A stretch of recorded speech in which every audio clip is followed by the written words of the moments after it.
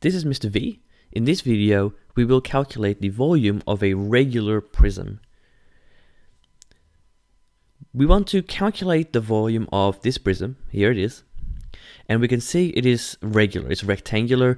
We've got all of these right angles, which means this is fairly easy to calculate. The volume of a prism like this is simply the length times the width times the height. So the rule is volume equals length times width times height. And if we look at our diagram, we can see that these three measurements are 15, 20, and 30. So we can substitute those in. 15 times 20 times 30. And our calculator tells us that's 9,000 centimeters cubed for volume.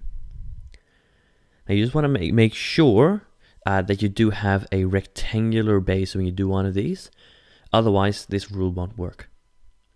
And that's the volume of a prism. Fantastic.